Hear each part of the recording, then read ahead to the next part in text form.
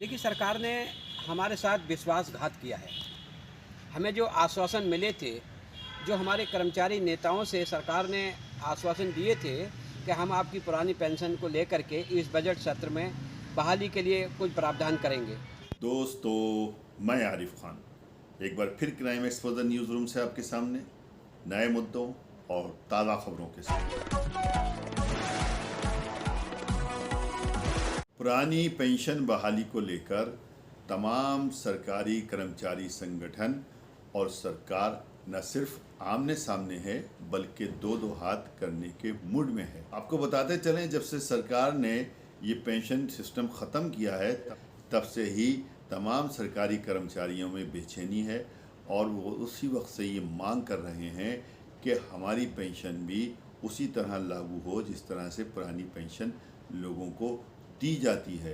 नया बजट 2024 का जो आया, 23 जुलाई को जो नया बजट 2024 का आया, इससे लोगों को बड़ी उम्मीदें थीं कि सरकार कुछ न कुछ उनके बारे में कहेगी, सोचेगी, लेकिन कुछ भी नहीं हुआ। इसका कोई जिक्र भी नहीं हुआ, न कुछ इसमें ये बताया गया। इसी को लेकर तमाम सरकारी कर्मचारी संगठन फिर एक प्लेटफॉर्म पर हैं और बड़े मूवमेंट की तैयारी में हैं। इस संबंध में रामपुर उत्तर प्रदेश के पंडित राम बाबू शर्मा, जो उत्तर प्रदेश राज्य कर्मचारी संघ के जिला अध्यक्ष हैं, उन्होंने हमारे कैमरे के सामने आकर जो दर्द पीड़ा बयान की, वो सुनिए उनकी। देखिए मान्यवर, यहाँ रामपुर जनपद में 66 संगठन सभी विभागों से, सभी संवर्गों से मेरे साथ इस समय तन मन धन से सहयोग कर रहे हैं। मैं पंडित राम बाबू शर्मा, जिलाध्यक्ष उत्तर प्रदेश राज्य कर्मचारी संयुक्त परिषद जनपद शाखा रामपुर से हूँ। पहला सीधा सवाल आपसे यह है कि नया बजट आ चुका है, आप लोगों ने पुरानी पेंशन को लेकर बहुत स्ट्रगल किया और कर रहे हैं, लेकिन जैसी उम्मीद थी कि इस बजट में आपको कुछ ना कुछ मिलेगा, लेकिन मिला तो कुछ नहीं। क्या कहना है आपका? देखिए, सरकार ने हमारे साथ विश्वासघात किया है। हमें जो आश्वासन मिले थे, जो हमारे कर्मचारी नेताओं से सरकार ने आश्वासन दिए थे कि हम आपकी पुरानी पेंशन को लेकर के इस बजट सत्र में बहाली के लिए कुछ प्रावधान करेंगे।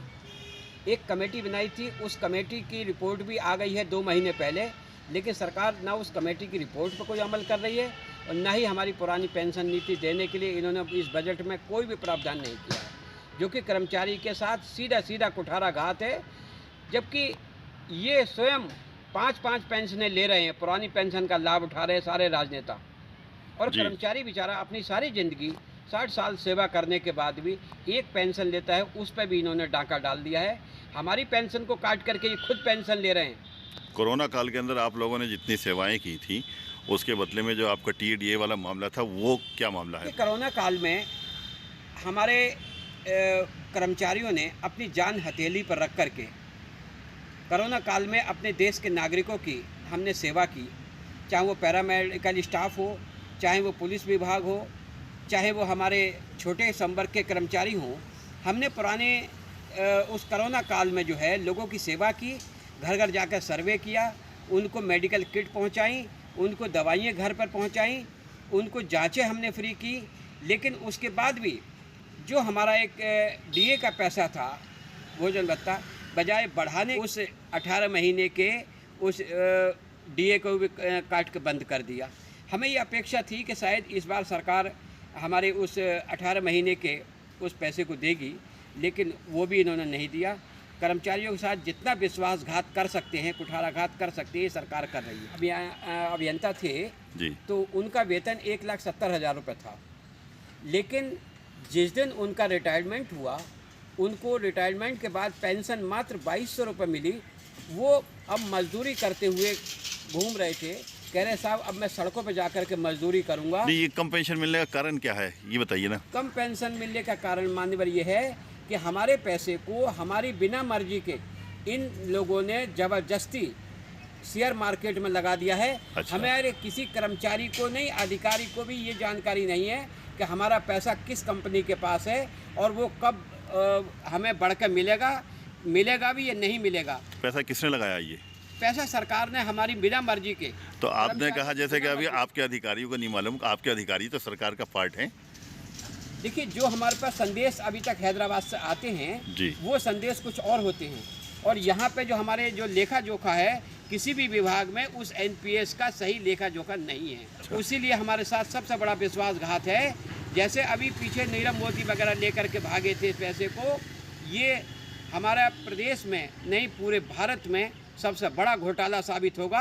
अगर वो कंपनी लेकर के भाग गई तो सरकार के पास कोई जवाब उसका नहीं है। जो सरकारी कर्मचारी पेंशन का जो पैसा वहाँ पर जो है, जो हमारा पैसा जमा है, जो जमा है वहाँ जो वो कहते हैं कि हम उतार चढ़ाव में आपको, हमें उतार चढ़ाव से कोई मतलब नहीं। हमारे पैसे को हमारी जानकारी में ला करके अगर ये किसी कंपनी को देते तो हमें पता था।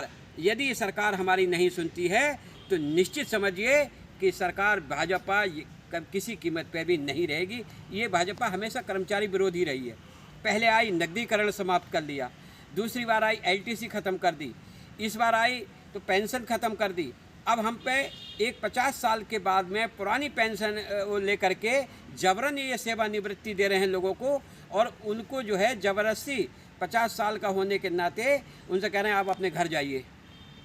जी जी, जो कि कर्मचारी के साथ बहुत बड़ा भेदभाव है, और ये कर्मचारी के साथ ही नहीं कर रही। तो उनको पैसा भी तो दे रहे हैं कि आप अपना भविष्य में कुछ नहीं, सिक्योरिटी के लिए कोई पैसा नहीं दे रहे हैं। ये उनका पैसा जो है ये 60% पैसा देकर 40% पे केवल पेंशन का निर्धारण करते हैं, जो कि सरासर गलत है।